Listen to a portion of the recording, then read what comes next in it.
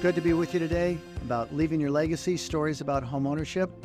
Today we have a really special guest today, one that I've wanted to get here for a long time, and that is Vince Cedre.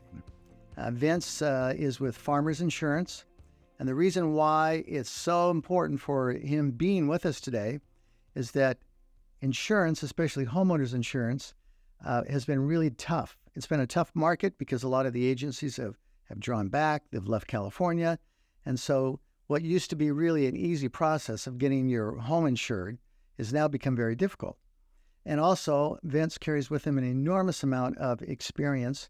Starting back in 2006, he's been with Farmers Insurance since that time, about 2006, 2008, and has done a wonderful job building his book of business. And so, Vince, it is great to be with you today. Thank you for coming. This is a really big deal, and the reason why it's such a big deal is that, as I said, it was so easy. I mean, I remember the days when I was, we needed a policy, right? We needed one quickly. We'd call you, within 15 to 20 minutes, boom, it would be done, exactly. Right? But now it may be weeks, right? Yeah. Simply because there's so many insurance companies that have pulled out of California. Exactly. And so what I really want to get from you is a little bit today about what that's all about. I want to learn a little bit more about you. Okay. All right. And the reason why so many people work with you. I know that you get a lot of calls. We work with you. Your team does a great job. Yes. The first thing I want to ask, though, that's just really important to me is a gentleman by the name of Stephen R. Covey always said, begin with the end in mind. And so my question to you is what is the most important things that you would have people understand about insurance, homeowners insurance, for home insurance, homeowners insurance, as well as anything else that you are concerned about? What is it that really is important for you right now to real estate professionals and to our clients, our family members who are, homeowners themselves? No, thank you. When I look at homeowners insurance, I really think about two major components that really need to be addressed. The first one is, of course, protecting the property, right? The asset, the structure, the personal property of the homeowners. So making sure that we understand the reconstruction cost valuation for that home, and communicating with the families about their personal property coverage that's required, and even what we call loss of use. So somebody has an issue with their home and they have to move out. And let's just say it takes their home a year and a half to rebuild. Do we have enough in that loss of use bucket to make sure that they can relocate and not be financially drawn down because they didn't have enough relocation money, right? Yeah. The other aspect, and what I think is very important, especially in California, since California is becoming such a litigious state, is making sure that they have enough liability coverage on their home, right? We're seeing this on the auto insurance market and also on the homeowners market, where people are suing each other more than they'd ever done before. Oh, interesting. Yeah. So why do you think that is? The commercials don't help on on TV. Yeah. Every other commercial nowadays is an attorney trying to solicit people's rights on give small, big injuries. Yeah. So I think the solicitation, what's going on in our society today, is one of the major factors. And where do the suits originate from? In other words, if there were just one or two areas that people really need to look out for so it doesn't happen to them, who is the person who gets sued? And what can be done? An ounce of prevention is worth a pound of cure, but in this case, an ounce of prevention is worth like 100 pounds of cure, right? Very much so. Yeah. Very much. I try to educate my customers. Well, first, to answer your question directly, auto insurance, the liability coverage behind the auto is about 80% of what's happening in our market today. So people are getting sued a lot more. What used to be a fender bender, fixing my bumper, is now being drawn out to court for loss of wages, injuries. So we're used to seeing, and this is a direct reflection on why insurance in California is going up so high. Yeah. We used to see a $12,000 claim, now a $75,000, $150,000. I see. Okay. Because now the doctors are getting their cut, the attorneys are getting their cut. and so it's amplified. Okay, so I mean, so as far as as far as driving goes, Mm-hmm. you got to be really careful because that would be the key, right? Yep. I always encourage our clients, you have your auto insurance policy Yeah. with its liability limits. If you're a homeowner especially if you're a homeowner with good income or a lot of equity, Yeah. you need to cover yourself with an additional, an umbrella policy, which it's an additional layer of liability over your home and your autos. And it's provided in increments of millions. And does it cost very much more to do that? Depending on your exposure, if you have rental properties, if you have RVs, if you have boats, Right. there's a lot of factors, John. I don't want to mislead anybody, but I've seen it as inexpensive as $400 a year for a million to $2,500 and upwards, depending. Still, that's a huge ounce compared to what it could be. Yeah. Right. And here's the best thing about it is a lot of the cases that are brought to court are exaggerated. And what I tell our clients is you have to think about this liability coverage as not as the payout to your claim, but really what's most important is the representation. So when you have great liability coverage, whether it be through an auto policy or with an umbrella policy, the insurance companies that are on the hook for that will represent you in court. You never have to worry about that. So, and that goes along with business insurance. I know we'll probably talk a little bit more about that later. But yes, for me, it's a representation. So if I had a fender bender with somebody and I get this ridiculous court filing of $500,000, I'm submitting the claim to my insurance carrier, which is Farmers, and they're going to be representing me and protecting my policy and their assets. Okay, good. Yeah. All right. So let's get back to the homeowners policy. So what are the signs or what are the danger things that I need to look for aspect as far as a homeowner goes? Mm-hmm. Well, the homeowners policy also has a liability component, and that's where I was starting off when you're asking me about when I looking at getting a liability policy for a family. Protecting the property is one thing. Protecting also the liability is another. You have a gathering at your home. Somebody slips and falls and has a head injury in your home. So that happened to me in my house. I would want to make sure that I had protection for their injuries, Right. And that's where the homeowners policy comes in. So it's not just protecting against fire. No, It's protecting against all aspects, which is what the umbrella policy does. the umbrella is an extension over just the liability. Mm-hmm. A typical homeowners policy will cover against fire, smoke, internal explosion, lightning, wind, Mm-hmm. other perils too, vandalism and theft. Uh-huh.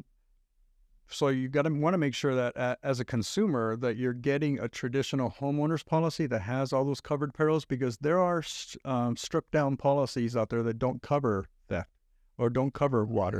Okay. Yeah. So, you need to make sure that you're dealing with a professional that's being transparent to you as far as what kind of policy you're purchasing. Okay. Now, why have so many insurance companies pulled out of the market? There is a lot of opinions out there. I'll be as general as I can based on what I know. During COVID, the state of California, to protect the consumers, withheld any rate increases, did not allow any rate increases to happen through the insurance company. So they were rejecting all the rate increases. Mm-hmm. Well, as you and I both know, during COVID, we had a lack of products and material. Right. Labor was difficult to find. Yeah. So inflation just skyrocketed. So a typical claim that would cost $30,000 for a water claim now turned into a $120,000 claim. Wow. Okay. So the insurance companies were getting this beating on paying out these claims that they were not prepared to pay this extra amount for because of the inflation. Now that's a really good point. So Mhm. let me just think about that for a minute. So that was something that I'd never really considered because the price of lumber went up like 2 or 3 times. It's come down a little bit since then. Yes. But just lumber in itself, right? So rebuilding or refurbishing or fixing, the prices went way up, skyrocketed. Yep. And they haven't really come down. They've stabilized. I think that's a more better word. Yeah. Uh-huh. But they haven't really come down to what they were pre-COVID. Right. And so obviously an insurance company has to cover their bases. They have to make a profit. Exactly. Because a lot of times we think of the insurance company as the bad guy, right? Yeah. That they always have money, that they're always able to do that. But the reality is that they're just like a regular business. In order for them to pay a claim, they have to have profit to be able to do that. That's correct. Yeah. In addition to that, compounding it, the materials, like for instance, we had a claim in our agency where the floor needed to be replaced with a certain type of floor. Well, we had to wait 3 weeks for that floor to come in. So that whole time, the client had to be relocated with their loss of use coverage to either a hotel or another home. And so not only it was the price of lumber or the materials, the price of employment was higher. Labor. But now we also have to relocate our clients even longer because the materials weren't available at the time. So Interesting. yeah, so these compounded factors, and you take this for 2.5 years, the insurance company saw depleting profits or negative returns in California where they froze new business, or a lot of them were saying, we're not even renewing our customers moving forward in California because of how much money we're losing. Interesting. Yeah. Interesting. Okay. All right. So with the insurance, the thing that always gets me about insurance is that you never really need it, right? It never really becomes, like homeowners insurance. Like, what are the chances of my house catching on fire? Right. It's like 1 in what? 10,000 or 15. I mean, the chances are so low, but yet we still need to buy insurance. Number one, because the lender requires it, right? That's true. They want to know that they want to know that their asset that they've lent on, the liability that they have, or the asset that they have of the loan, they want to make sure that if the house does burn down, it can be replaced. Yes, that's true. And so, I mean, how do you deal with that? I mean, do people ever... It's ironic that you say that because you turn the tables to somebody who doesn't have a mortgage anymore. Yeah. And now they have this giant asset sitting there, all free and clear. John, you should see the mindset behind that and how hard these people now work towards getting the right insurance because they want to protect that asset for themselves. Right. It's no longer a lender requirement. Right. So you're absolutely correct. The percentages are low, but whenever something happens to a family, it's not a $2,000 claim. We're talking about a $50,000 claim to a complete burn down of a home can be easily over $1.2 million. Right. Right. So, and that comes from that $2,000 a year policy. Man. So it's from one extreme to the other. You have, 80% of our clients hardly ever have claims, and the other 20% are more claims prone. Now, the other question that I know that a lot of people would want to hear about is, once you make a claim, is it true that your subsequent policies will be higher? The policy that for instance, if you have a water claim on your home, certain companies have what's called claims-free discount. So they would lose that. So in return, their following year premium will go up. I see. Yeah. Okay. So, and then to the other extreme, it's when they've had multiple claims, especially of the same peril. So let's just say what pipe breaks within the slab and it happened 2-3 times. Yeah. Most insurance companies will non-renew that because it's statistically proven that once your pipes start breaking in the slab, it's a deterioration of the entire plumbing system that it will happen again if it's not completely replaced. Repiped. It has to be done the first time the right way.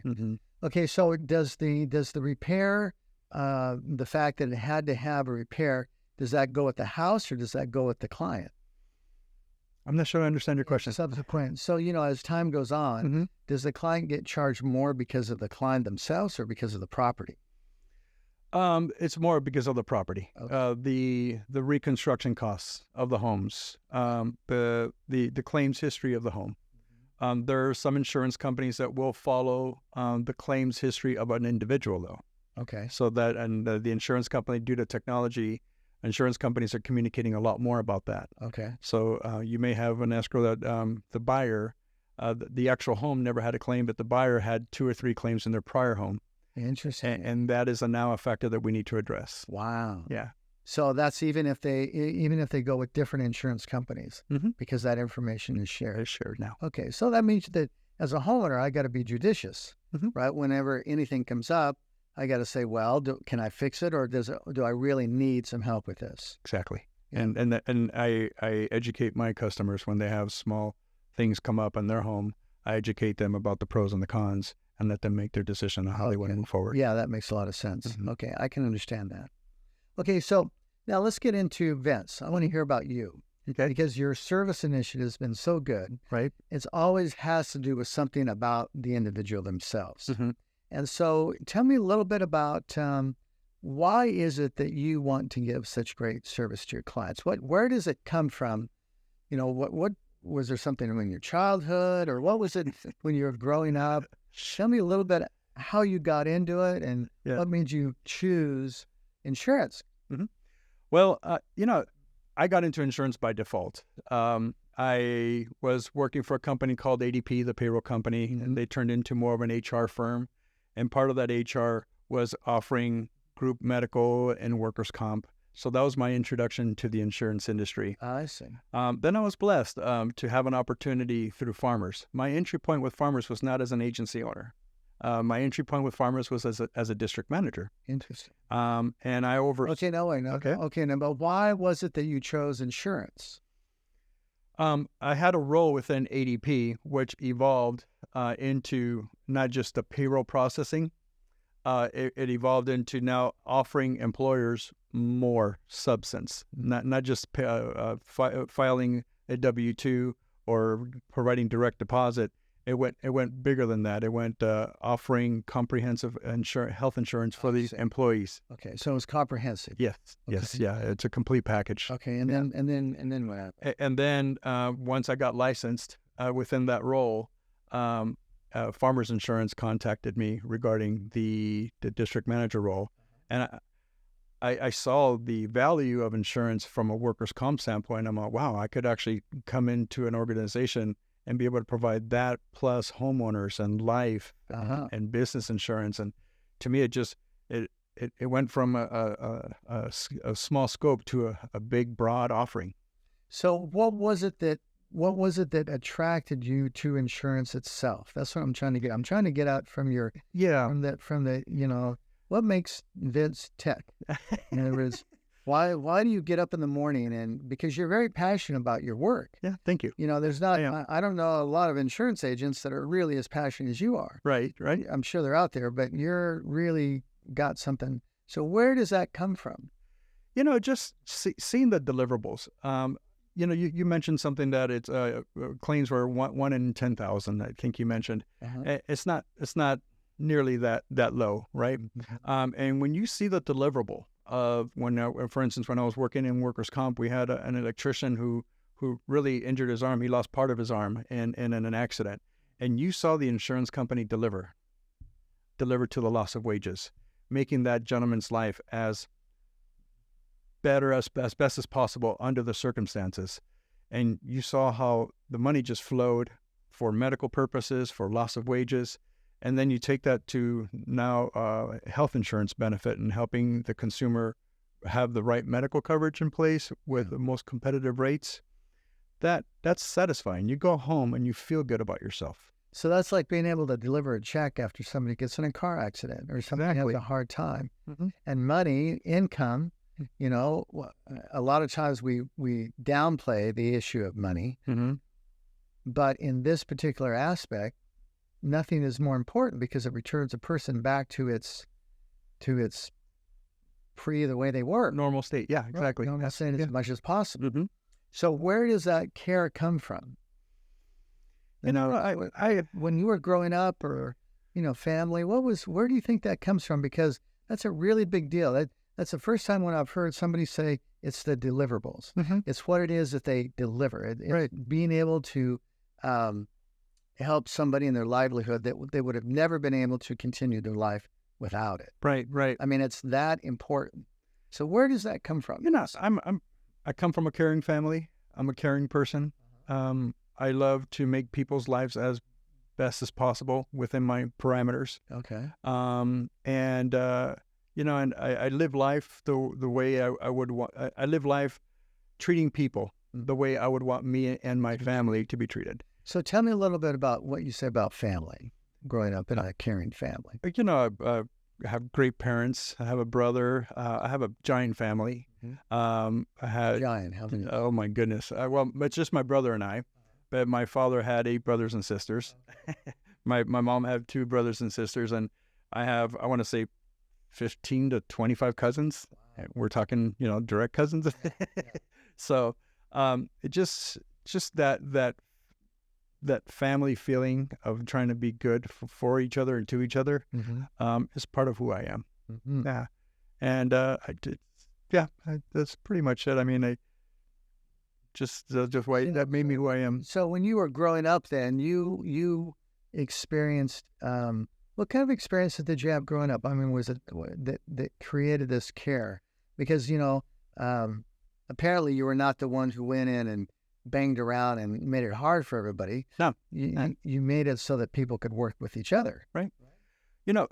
I've seen my family evolve. My parents are both immigrants from Cuba. And, yeah. And about that, how did they? Well, they actually both were. My father was a teenager. My mom wasn't a teenager yet, and they migrated over to the United States. How did they get from Cuba to here? Airplanes. They just got on a plane and that's it? Well, during the whole Castro revolution, at the very beginning stages, Castro pretty much said, "Do you want out? You could get out," right? And it wasn't the exile of the boats and all that stuff. Yeah. They got here in the early '60s, and what a legacy just in that of itself. Yeah. What made them decide to do that? A better life. They felt that the future of Cuba with Castro was uncertain, extremely uncertain. There was a lot of revolution and fighting on the island. And they were smart enough to get out. Along with millions of other Cubans. So, and the funny story is they ended up meeting in high school in California. And they were both immigrants from Cuba. Wow. Yeah. That's amazing. Yeah, that's a good story. Gee, wow. Yeah. So, and, over life, and I mean, my father going into high school barely spoke any English. My mother, the same. She started in junior high school. What a legacy. Yeah. But, I've always recognized people who were good in helping my family in terms of whether it be insurance or real estate or loans. Yeah. That allowed my family to plant their seeds and have ownership, and as a result, my family is just, pro-American, 100% supportive of everything that's going on here in this country. And I'm part of that process. So you're really part of their legacy as far as the actions that they took. And somehow, I don't know how they did it, because some parents aren't very successful at this, but apparently yours were, and a lot of parents are, that the idea they were able to translate that to you. They were able to transfer that feeling that says, hey, this is a much better place than what it could have been. Yes. We could have had you in Cuba and you would have been growing up in dire circumstances. Could be. Yeah. And so the fact that you still remember that is really interesting to me. Yeah. Yeah. So why do you think that you remember that? Why do you have that feeling, do you think? I've saw my family struggle, and I'm not just talking about my parents. I'm talking about my uncles and aunts and how hard they had to work, how hard they had to work in setting and just providing just the basics. Yeah. But then again, also how hard they had to work to make sure that we were doing good enough in school to get for the next generation, me, myself, to have a better life than they did. And as a result, today, I have professionals. I have CPA cousins, doctors, attorneys, insurance agents. So it's a blessing to be a part of that. Yeah. Yeah, it is. Okay. That's really a big deal. And, the interesting thing about events is that I find that when I do interviews, that people really underestimate the value of their story.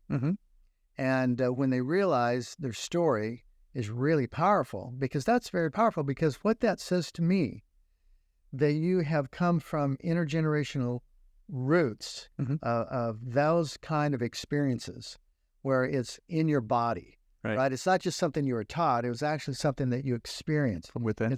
It's part of your essence. It's part of your being. Mm-hmm. And so now, as a result of that, your clients get the opportunity to have that expression. And that might be saying, well, no, this is not the right policy for you. This is a better policy, even though you make more money on one of them. Right. Saying, no, this is what you need to do. Right. And so that is really important for your clients to know of the legacy of the roots that you came from, because then they're going to say, well, wait a minute, I can connect with Vince on a deeper level, right, because he understands what it's like to struggle. Right. He understands what it's like when things go hard. And the thing that I think that is so valuable about what you do is that you understand when things go bad. Yeah. Right. And you're able to step in and fix it. Yes. That's a big deal. Yeah. That's a really big deal. Yes. So that's a really wide ranging purpose that you have that a lot of people don't get to have. Right. So that's a very big deal. Right. So tell me a little bit about your services and some of the other things that you do, because I know as a farmer's agent, you do homeowners, which is really a big deal. Mm-hmm. And by the way, I want to make a comment on that, is that right now the ability to get homeowners insurance is really constrained. It is. And it is very vital that you get to an insurance agent that can give you what you need as quickly as you can. Mm-hmm. And the one question I have for you that a lot of people have been asking me is, how do you seem to have success with the California Fair Plan that other agents don't have? Mm-hmm. We got a quote the other day where it said it's going to take you 3 months to get the policy from California Fair Plan. Mm-hmm. And we're going, how can a home be in escrow for 90 days before it gets a policy? Right. It's almost impossible. Right. So can you address that a little bit? Well, first, California Fair Plan is an option. But what I want to make sure first that what takes place before we go to that California Fair Plan, because as a farmer's agent, I'm blessed to have farmers as my main line of business. But if for some reason this property, for one reason or another, is not approved or it doesn't fall under the underwriting guidelines, Farmers has allowed me to become a broker within our Craft Lake program. And I have access to now 5 to 8 other insurance carriers, depending on the type of property. And then at that point, John, when we have exhausted that process, is starting the process of the California Fair Plan immediately. I know the California Fair Plan like the back of my hand, I should say. And that's because it's a good policy. But it's rigid, and the underwriting process is because it takes time to get it approved and to get it issued. So my team and I have mastered that process and turning policy around within 2 to 3 weeks from submission. Wow. Yeah. Wow, that's really good. Now, does that also include it when it's a blended policy, where the insurance carrier will only go so much, but then you've got to have some extra? And so California Fair Plan will come in and make up the difference? Yeah, well, it's blended not because of the lack of coverage amount. It's blended because of the covered perils. The California Fair Plan has only covered perils coverage for fire, smoke, lightning, wind, and vandalism. It does not have any liability. So remember that other component that I mentioned to you? Which is a really big component. It's a huge component. In fact, you'd have more chances of liability than you would fire. Depending on where you live. Yeah, absolutely. Yeah. Water pipe breaks is not covered in the California Fair Plan. Theft of your items is not covered under the California Fair Plan.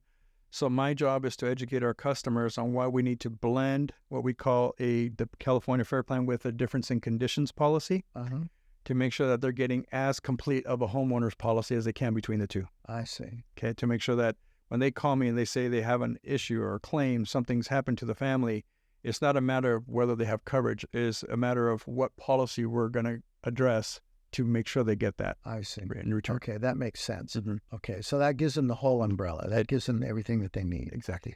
Okay, so tell me, what is it that makes you different? There are a lot of insurance agents out there. What do you think are the major aspects that differentiate you?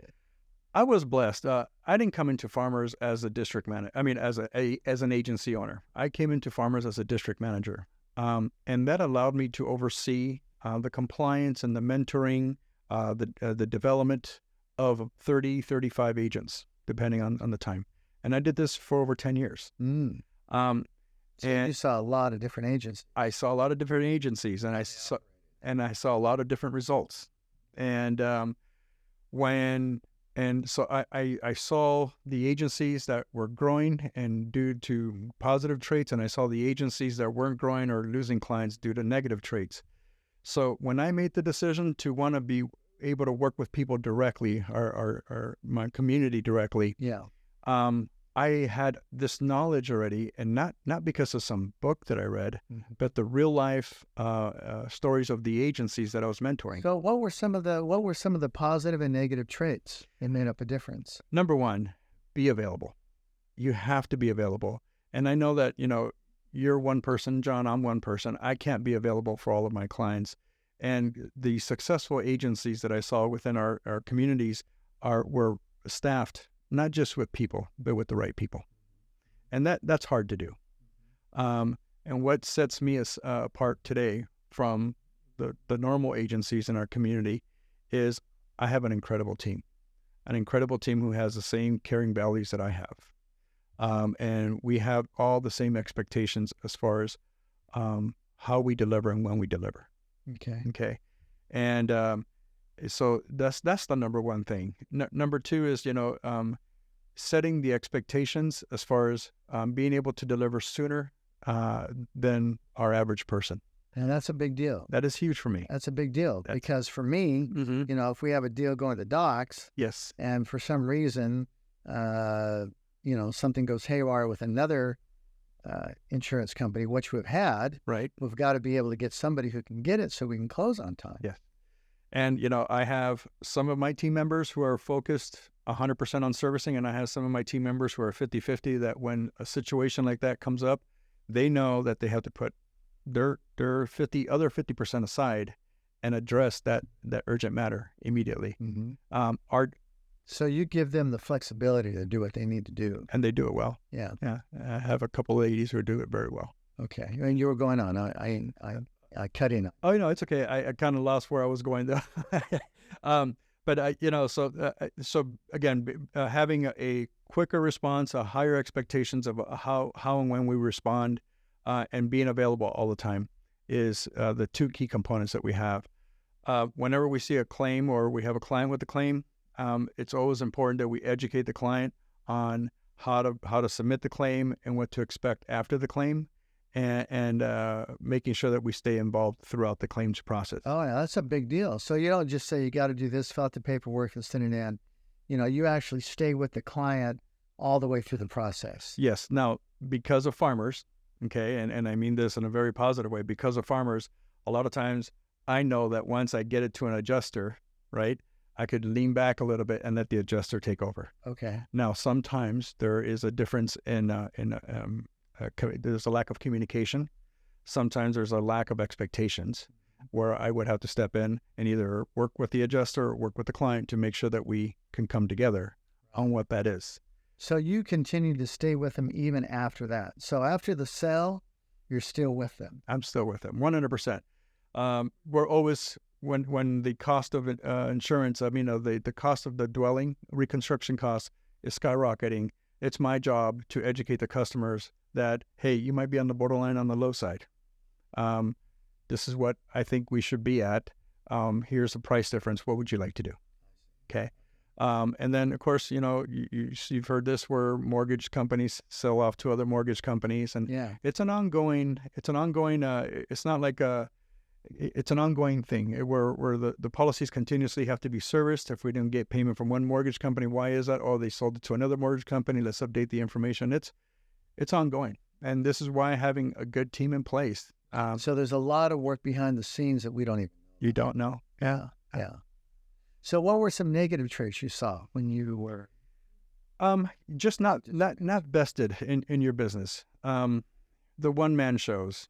And, where if they go on vacation for 3 or 4 days or even a couple of weeks, I've seen, the clients are leaving voicemails and they're not getting responses. Interesting. That's so frustrating. Very frustrating. I mean, you're paying insurance all these years, and then when you make a phone call, yeah, you expect to have somebody return it at least within 24 hours. Yeah.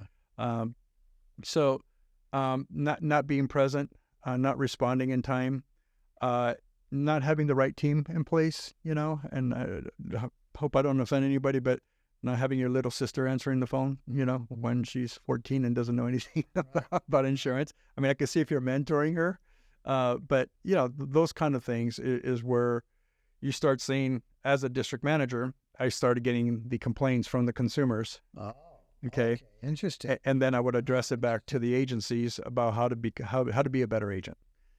So again, me as an agency owner today, I was able to combine all those positive and negative things, and making sure that I have all the positive things.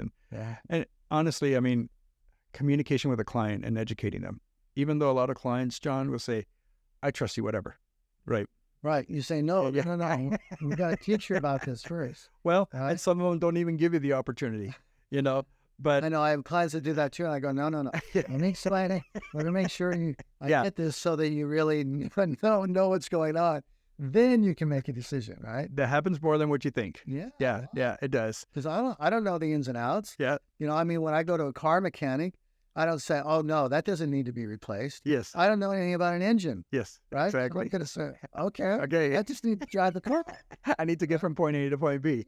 Yeah. And a lot of our consumers are that way. A lot of our customers are that way. But it's my job to make sure that I do my due diligence to make sure that they're educated on the policy that we have in place to make sure it's accurate for their style of living. Right. Okay. That makes a lot of sense. So that's a big deal. That's huge. That's huge. Yeah.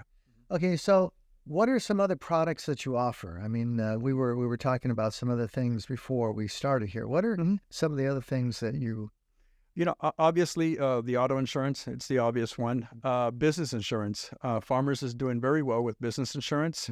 Currently, we have a moratorium on some of our products, but it's still one of the biggest areas of growth that I can foresee within my agency over the next 5 to 7 years. Business insurance would cover what aspects of a business? Great question. So the business, of course, business insurance liability is huge, okay? Because some businesses are either providing a service or providing products. So, the liability behind that service and products is critical, right? Yeah. If the business owns the building, we need to make sure we protect the building. Yeah. Their inventory, their machinery that is involved in the production, whether it be computers or tools, those are all components that need to be covered in a business insurance policy. And you take it to another level. Our business insurance policies cover what's called EPLI, Employment Practices Liability Insurance. Yeah. Okay. Employment issues are very important nowadays. Again, coming back to the full circle, the litigious thing that we have going on here in California. So employment practices liability insurance helps a business owner protect them against wrongful termination, discrimination, wage and hour claims. Yeah. So it takes the business policy to the next level, right? Interesting. Okay, making sure. And again, when it comes to employment issues, this is just my experience. It's a terminated employee who just wants to attack back. Right. It was justified. It wants to attack back, and they try to sue the employer. It's not the actual payout. It's the representation behind the coverage.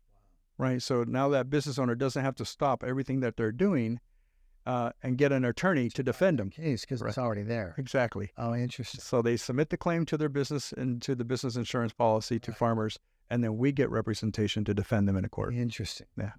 Interesting. Okay. Good. Now, what are some other products? Life insurance. Life insurance to me, John, I've seen more of our clients have to sell their home due to a death in the family of an income earner than a home burning down and them not having enough coverage. Interesting. Okay.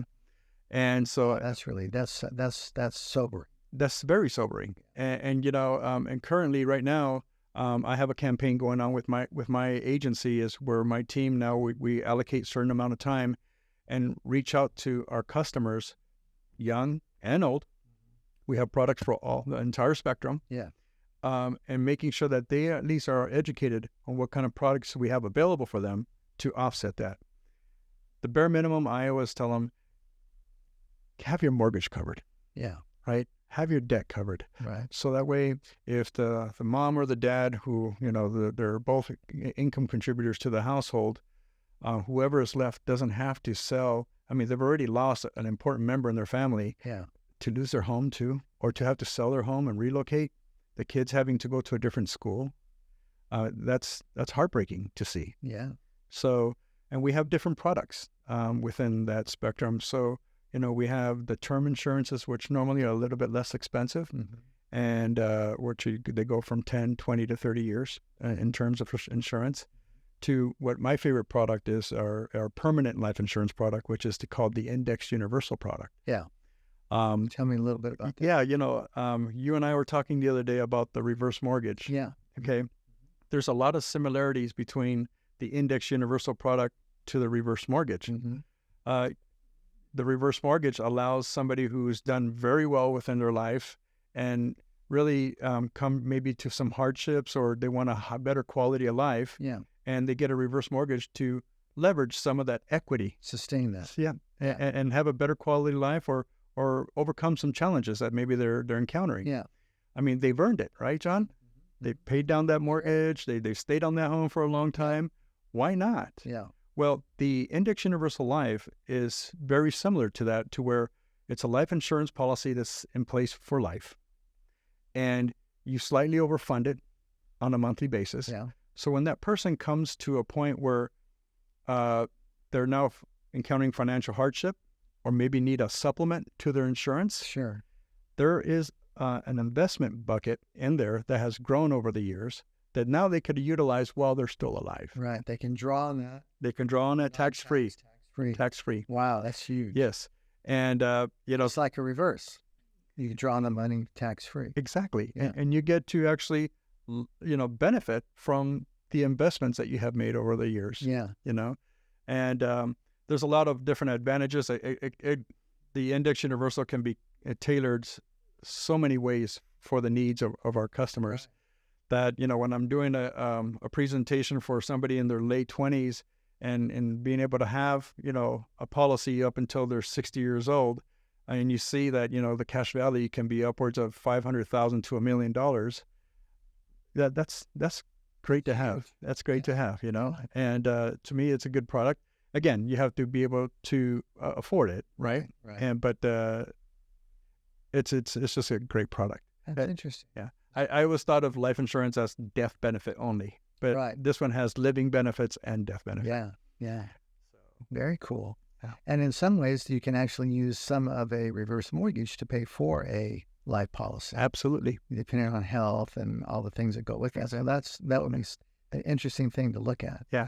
For most of the clients that I see, when I look at their illustrations and what they could accomplish, within a 15-year period, the amount that they contributed into that Index Universal Life policy, they could accumulate in cash value. So at most of the time, at the 15-year mark, the money they contributed has already grown in the cash value to where they can cash out and have life insurance for free. Wow. Yeah. That's cool. Yeah. But you have to be patient, right? Yeah. It's a 15-year mark. Kind of same with this mortgage. Yeah. So you really have to teach people it's a long-term play. It is. Right. It is. But it's really, really educate them about that. Yeah. But it provides a lot of value. Yeah. Okay. So let me just ask a couple of questions here. What is your purpose in life? And I referred this to a little bit, but I want to dig a little bit deep. Why do you get up in the morning? What makes you move forward in what you're doing and the way you live your life? Gosh, that's a deep question. For my family, and the reason I ask this, I think that your clients would like to know that. Yeah. I just like to see people happy. I like to be there for people. That's pretty deep. I just like to make people's life better on a daily basis. Yeah. When I have challenges and not being able to provide that immediately, it bothers me a lot. And boy, do I sleep good Yeah. when I can. Yeah. Right. This is not just for my customer base, but my friends and my family, being able to be there for them. Like I mentioned, John, I live my life 100% is I'm going to treat you and do for you as I would like for you to do for me. Sure. And treat me. Sure. And that's just not for me, but for my daughter, my son, my wife, my family, my friends. So. And let me ask you, what would you say to people who are trying to buy their first home? You know, because you've got renter's insurance and you have homeowner's insurance, right? Yeah. And what would you say to people that are attempting? I mean, there's so much media out there that's saying, no, you can't do it, too expensive. You know, what are you finding? What would you say to them? Yeah, start early. Do your homework. Talk to several professionals. You know, and I always encourage our customers when they're coming to me and they're questioning. I could tell that they're questioning, and maybe they don't know me that well, and they're questioning. I encourage them, do your homework. Yeah, go call a couple other professionals, because I'm so transparent when it comes to the value and the costs and the maybe some of the policies, the lack of what we're looking at, that I know they'll come back because once they do their research, they'll see that I was telling 100% the truth. The truth to begin with. Yeah, exactly. So what would you say for people who have condominiums, for the walls and insurance? What kind of wisdom can you impart on? That is the biggest gap in what I see in the insurance industry when it comes to coverage. A lot of people buy a condominium, and the association has a master policy. Master policies are some of them can cover some of the internal building. The internal building is basically from the drywall in. Yeah. So the floors, the cabinets, the toilets, everything that's attached to the fixture. Yeah. So there's limits to that, but some homeowners policies don't even cover that. So a lot of young families get into these condos and they think, oh, I'm paying insurance through the association. But little do they know that their internal building is not covered. So if that condominium burned down, the association insurance will pay up to the studs to rebuild it. But there's no coverage for the inside. The association does not cover personal. So the inside's furniture, personal belongings. Well, we're talking about building first. So cabinets, flooring, window coverings, ceiling fans, anything that's screwed into the walls, fixed into the walls, would not be covered in some of the master association insurance policies. Okay. So that's the big one. Their personal property. The way I like to describe personal property to our clients is take off the roof, turn your home upside down, and shake it out. Anything that falls out is personal property. Okay. Sure. A homeowners association does not cover homeowners the unit owner's personal property. Big one too, loss of use. We talked about having to relocate. Right. The master policy covers the reconstruction costs to the condominium dwelling, but it does not cover for that unit owner to relocate while it's being reconstructed. Interesting. And that's where a big expensive. That's huge. Yeah. So that's another component that the owners of condominiums need to know that they do not have coverage for. Interesting. And last but not least, circling back to the liability. There's no liability coverage. Wow. So liability also could be extended to other situations. For instance, somebody at a park swinging a bat and accidentally hit somebody in the head at the park, accidental. Liability can extend to that situation. It doesn't have to be always on the premises. Interesting. Yeah. Wow, that's very interesting. Yeah. So okay. That I struggle with that one because I get referrals a lot from real estate professionals saying, "Hey, can you talk to my client about an HO6, which is a condominium policy, right? Not the association policy, but their own specific policy." Yeah. And I get brushed off sometimes because they say, "No, I'll just stay with the homeowners association." And again, it's that 1 ounce, right? Yeah. That 1 ounce preventing so much anxiety and loss of time. Again, life force in the future. and I get it. There's so many new things they're getting hit by, right? So many things that they're learning it's overwhelming. And I try to follow up with either an email, explaining to them why they should have it, and just keep it handy for future reference. So, Okay, so how do people get in touch with you? well, my office is in Camarillo. Mm-hmm. My phone number is 805-497-8000. Okay. My email address is vcedre@farmersagent.com. Okay. Don't have to speak to me. I have a team of 4 other people in line, but I'm available too. Okay. Again, we have a great team in place, and you have any questions, I even help people with their policies outside of farmers. You have a question, and I could be of value to you. I love to do that. I even have clients that had to leave me for one reason or another, which in certain situations, I don't blame them. Yeah. And I asked them, when you get your new quote, bring it to me so I can make sure that you have a good quote. Yeah. And I basically help them with their other policy outside of farmers. Outstanding. Yeah. And then you do other financial planning, which we won't get into today, but Yep. mutual funds. Yes, mutual funds, annuities, yeah. Okay, very good. Mm-hmm. All right. Well, Vince, it has been a treat for you to be. Thank you, John. It has just been great. Yeah. And I think the thing that I really want to impress to our listeners is get the facts, right? Get the information, because there's a lot of nuances and things that are hidden that really people don't know about. People don't know what they don't know. Yep. And it can make the difference between, a really crummy existence, just getting by, Yes. or something that you're going to be just doing great with, Yes. where you can do really well based on that. Right. So I encourage my people, give Vince a call. And I think it's really exciting. So thanks so much for being here. Thank you for having me. I really do appreciate it. All right. So this is the end of our interview with Vince. If you have any questions for him regarding insurance, if you're a real estate professional or you're a homeowner or both, call Vince. He can give you a lot of information. We've worked with him. He does a great job. We're so grateful that you would take the time to listen to our interview today. Thanks so much, and make it a great day.